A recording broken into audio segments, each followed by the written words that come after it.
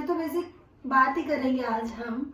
मैं अपना कुछ पॉइंट ऑफ व्यू बताऊंगी एज अ टीचर। और जैसे कि आपको पता है कि जो ग्लोबल टीचर अवार्ड जो मिले हैं उसमें हमारे इंडिया के महाराष्ट्र के जो एक जिला है ना, सोलापुर, वहाँ के जो टीचर है सर रंजीत सिंह डिसाले, उन्हें मिला है। इनको जो अवार्ड मिला है इसका बेसिकली रीजन क्या था? एक ये ग्लोबल टीचर अवार्ड टीचर के लिए मिलना एक बहुत ही बड़ी अचीवमेंट होती है, बहुत ही ज्यादा वाली। और ये अवार्ड इन्हें इसलिए मिला है क्योंकि इन्होंने स्कूल्स में क्यूआर कोड यूज किया, है ना। क्यूआर कोड का कह सकते हैं कि इन्होंने डिस्कवर कर दिया। अब क्यूआर कोड क्या होता है? क्यूआर कोड का अगर बिल्कुल मैं बात करें हम क्यूआर कोड की, तो क्यूआर कोड में हम कह सकते हैं कि जैसे कि क्विक रिवीजन, है ना। तो जैसे कि क्विक रिवीजन होता है क्यूआर कोड का मतलब, तो इन्होंने क्या किया कि हर एक बुक के समझे तो अगर लेसन कंप्लीट होता है उसके बाद पूरी बुक कंप्लीट होने के बाद एक क्यूआर कोड इन्होंने स्पेसिफाई कर दिया। कोई भी बच्चा अगर वो उसे स्कैन करेगा तो क्यूआर कोड में आ जाएगा। जैसे कि आपने देखा होगा कि कहीं कहीं आजकल कुछ कुछ एनसीईआरटी में भी क्यूआर कोड रहता है। बट इन्होंने क्या किया कि जो वहाँ की लोकल लैंग्वेज है महाराष्ट्र की, उन्होंने उनको चेंज करके अपनी लैंग्वेज में उसे साधारण भाषा में चेंज कर दिया और उसे उसके अंदर डाल दिया। और जब भी कोई बच्चा स्कैन करेगा तो वो उन्हें उसके अकॉर्डिंग एक लोकल लैंग्वेज में मिल जाएगा। तो ये बहुत ही एक प्लस पॉइंट है पहला। दूसरा प्लस पॉइंट ये कि इन्होंने बच्चों को लाइव से इंटरेक्ट कराया। जब ये अगर थोड़ा सा इनकी बायोग्राफी देखे तो जो सर है मिस्टर रंजीत सिंह डिसाले, जब ये कहे तो जब स्टूडेंट लाइफ में थे तब इनका एक मोटो था कि इंजीनियरिंग करेंगे, उसके बाद कोई सी भी आईटी कॉलेज, कोई सा भी अच्छा बड़ा कॉलेज में चले जाएंगे। बट वही लकीली कि ये नहीं जा पाए, इन्हें अच्छा कॉलेज नहीं मिला, इस वजह से उन्होंने फिर वो फील्ड छोड़ दी। तब इनके पापा ने बोला कि आप टीचिंग ट्रेनिंग लीजिए, आप टीचिंग में जाइए। तो इन्होंने टीचिंग ट्रेनिंग ली। तो ये कहते हैं कि वहीं से मेरा जो टर्निंग पॉइंट है वो स्टार्ट हो गया, क्योंकि एज अ टीचर जब मैंने ट्रेनिंग ली तो जब मैं टीचर से मिला, जब मैंने देखा कि हाँ यहाँ पर ऐसा ऐसा मतलब बहुत कुछ उन्होंने मुझे बताया जिससे मेरा इंटरेस्ट टीचिंग में आ गया। ठीक है, अब इनका इंटरेस्ट आ गया तो इन्होंने जब ही गए फिर स्कूल में, सोलापुर के ये कोई सा स्कूल था, उस स्कूल में गए पढ़ाने। जब इन्होंने वहाँ पर देखा तो इन्होंने देखा कि 90% से बॉयज थे, सिर्फ 10% गर्ल्स थी, और गर्ल्स थी ही नहीं, मान लो नाम मात्र की गर्ल्स थी। तो ये एकदम से शॉक्ड हो गए। प्राइमरी लेवल के बच्चों को पढ़ाते थे तो ये शॉक्ड हो गए कि ये क्या यहाँ पर तो है ही नहीं। और सबसे बड़ी बात इन्होंने देखी कि जो स्कूल था उसके राइट साइड पूरे साइड में क्या था, घास वगैरह लगी हुई थी, गाय वगैरह बंधी हुई थी, जैसे कि गांव में होता है, ठीक वैसा ही कुछ था स्कूल। मतलब एक ऐसी जगह पर इन्होंने देखा, ये शॉक्ड हो गए कि यहाँ पर बच्चे कैसे पढ़ेंगे, यहाँ पर इतनी स्मेल आ रही, इतना सब कैसे। तो इन्होंने अपने उससे इन्होंने पूरा उसे चेंज करवाया। फिर इन्होंने क्या किया कि अब गर्ल्स को स्कूल में लाना था, तो इन्होंने पेरेंट्स से बात की, घर घर जाकर उनको मोटिवेट किया और कहा कि आप लड़कियों को स्कूल भेजिए। गांव की ये हालत थी कि गांव में जैसे ही लड़कियां 12 या 13 एज में आती थी, गांव के जो पर्सन थे वो उनकी शादी करा देते थे, कम आयु में उनकी शादी करा देते थे, जिस वजह से वो पढ़ाई तो फिर कोई बात ही नहीं थी कि पढ़ाई कर पाए जब शादी, है ना।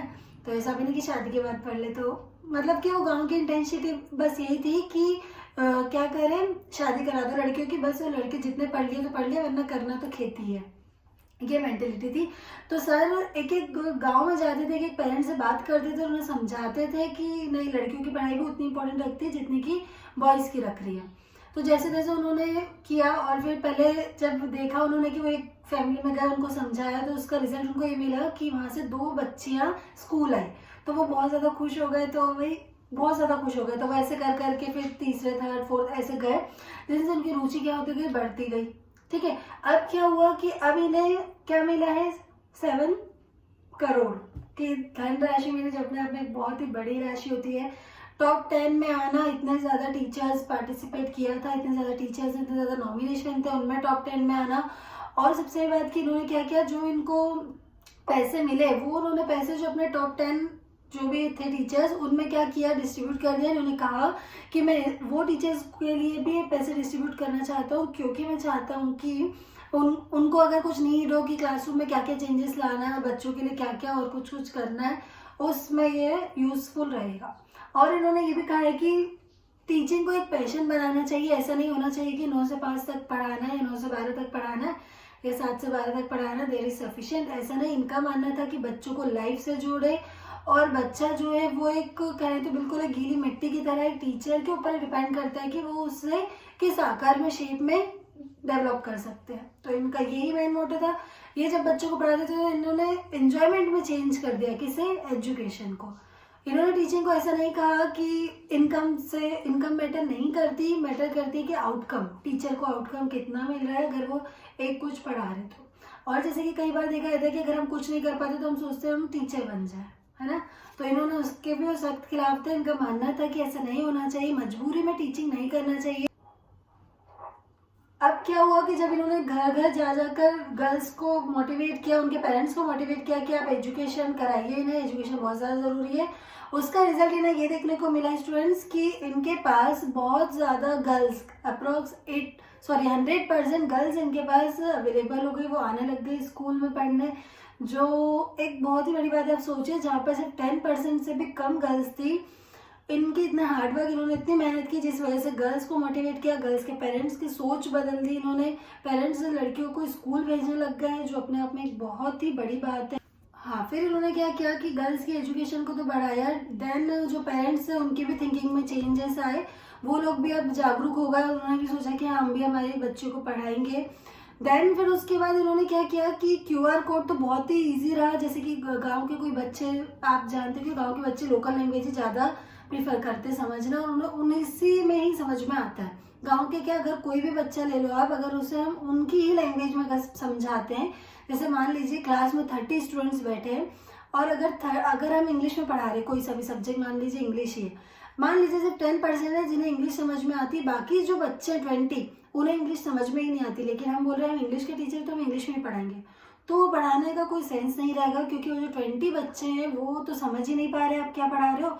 आप सिर्फ आपके उसमें पढ़ा रहे हो कि नहीं हम इंग्लिश के टीचर हैं तो हम इंग्लिश में ही पढ़ाएंगे, ऐसा नहीं होगा। तो सर का ये मानना था कि बच्चों को उन्हीं की लैंग्वेज में पढ़ाया जाए, बिल्कुल आसानी लैंग्वेज में पढ़ाया जाए जो वो घर पे डेली यूज में यूज़ करते हैं, ठीक है। उसके बाद अगर हम बात करें, इनके इन्होंने बहुत ज़्यादा टीचिंग को बताया कि एक अंदर से एनर्जी आनी चाहिए जब आप किसी बच्चे को कुछ पढ़ाते हो, क्योंकि आप जानते हो ये बात कि जो टीचिंग है वो बहुत सबसे पुराना कहा जाता है कि सबसे पुराना अगर कोई व्यवसाय है तो वो टीचिंग ही है ना। जैसे कि कृषि और टीचिंग को माना जाता है कि शिक्षा जो है वो सबसे पुरानी परंपरा चली आ रही है ना। तो आज के ज़माने में ऐसा कोई नहीं होगा जो शिक्षित नहीं होगा, है ना, सभी कहीं ना कहीं से शिक्षित हो ही रहे हैं। तो इनका मानना ये था कि बेसिकली एजुकेशन को सबसे ज़्यादा इम्पोर्टेंट दी जानी चाहिए। जैसे कि अभी देख सकते हो आप, ड्यू टू कोविड-19 अगर एजुकेशन नहीं मिल पा रही प्रॉपर, जैसे स्कूल में मिल पाती थी, हालांकि ऑनलाइन हो रही है बट उस तरीके से नहीं हो पा रही, तो बच्चों का जो डिसिप्लिन है उसमें आप लोगों को चेंजेस दिख ही रहा होगा कि कितना चेंजेस आ गए। तो एक एजुकेशन ही है जो डिसिप्लिन चेंज कर सकती है, बिहेवियर चेंज कर सकती है, बात करने का तरीका और इंसान की मेंटेलिटी, सब एक एजुकेशन ही जो चेंज कर सकती है। और एक टीचर है जो जिसे भगवान का भी दर्जा दिया जाता है कि एक वही है जो बिल्कुल चेंज कर सकते हैं। जैसे कि मान लीजिए अगर मैं बोल दूं कि नहीं एप्पल की स्पेलिंग ये नहीं होती ये होती है, तो बच्चा वही मान लेगा, फिर वो वही उसके माइंड में रह जाएगा। और जैसे कहते भी पेरेंट्स की आप लोगों की बातें ज़्यादा सुन लेते हैं बच्चे, हमारी बात नहीं सुन पाते, तो इसका बस बेसिक रीज़न ये कि वो उन्हें ऐसा लगता है कि जो मेरे टीचर ने बोल दिया वही बात सही है, ठीक है। तो होपफुली आपको रंजीत सिंह डिसाले सर का समझ में आया होगा कि अगर मैं इसे शॉर्ट में सम अप करूँ तो इन्होंने क्या किया, बेसिकली QR कोड अपनाया अपनी बुक्स में। QR कोड का मेन इनका मोटो यही था कि कैसे भी करके जो बुकिश लैंग्वेज है उसको अपने लोकल लैंग्वेज में चेंज कर दो, और बच्चा कहीं पर भी है, कहीं पर भी वो आसानी से इसे देख सके और समझ सके। और उसके बाद ये था कि टीचिंग में इंटरेस्ट जगाया जाए, और इन्हें जो पैसे मिले उन्होंने अपने जो भी 10 पार्टिसिपेट थे उनमें डिस्ट्रीब्यूट कर दिए, बांट दिए। और उनका ये मेन मोटिव था कि लड़कियों को भी एजुकेशन दी जानी चाहिए, ऐसा नहीं सोचना चाहिए कि वो लड़की तो उन्हें नहीं पढ़ाया जाए, या फिर वही जो भी रीज़न जो परंपरा चली आ रही है वो ऐसा नहीं हो, उससे दूर हो। हालांकि कुछ गांव ऐसे हैं जहाँ पर अभी भी लड़कियों को नहीं पढ़ाया जाता है, वो सोचते हैं कि यहाँ पर कोई प्रॉपर ये गाइडेंस नहीं है, कुछ ये नहीं है वो नहीं है, इस वजह से नहीं पढ़ाते। तो ऐसा नहीं होना चाहिए। सर का मानना था कि नहीं ऐसा नहीं होना चाहिए, ऐसा पढ़ाना चाहिए। ठीक है, हम जानते हैं कि टीचिंग एक ऐसा प्रोफेशन है जहाँ पर हम इतनी सारी लाइफ से जुड़ते हैं। और सबसे बड़ी बात ये कि टीचर का जोन पता नहीं कैसा भी हो टीचर परेशान हो लाइफ से, या बहुत ज़्यादा खुश हो, या फिर जो भी हो, लेकिन जब जैसे ही टीचर क्लास में एंटर करते हैं, जब वो एक टाइम के लिए सब कुछ भूल जाते हैं और उनका जो पॉइंट ऑफ व्यू रहता है बस वो यही रहता है कि हमें बच्चों को पढ़ाना है। और सबसे बड़ी बात कि टीचिंग में हम स्टूडेंट्स हम क्या कह सकते हैं कि हम जब किसी को भी पढ़ाते हैं, एज अ टीचर मैं अगर बात करूँ, तो जब मैं खुद पढ़ाती हूँ ना, तब मैं कुछ टाइम के लिए अपनी सारी प्रॉब्लम्स भूल जाती हूँ। जब जैसे ही मैं एंटर करती हूँ क्लास में, तो वो बच्चों से जो भी रिस्पेक्ट मिलती है, वो कहे तो वो स्पीचलेस है, उसे कहा नहीं जा सकता। और जितनी भी एक कहे तो कुछ भी हम उनका निर्माण कर सकते हैं। और एक टीचिंग एक ऐसा प्रोफेशन है जहाँ पर आप लाइफ लॉन्ग एक बच्चे बनकर रह सकते हो, और एक बच्चों के जैसा बनकर तो रह सकते हो, बच्चों जैसे कुछ कुछ सीख सकते हो, है ना। हमेशा एक लर्निंग प्रोसेस है जहाँ पर हम हमेशा कुछ ना कुछ सीख सकते हैं। और ऐसा कोई प्रोफेशन नहीं है जहाँ पर हम लाइफ लॉन्ग कुछ ना कुछ सीख पाए। सिर्फ एक टीचिंग ही है जिसमें हम सीख सकते हैं।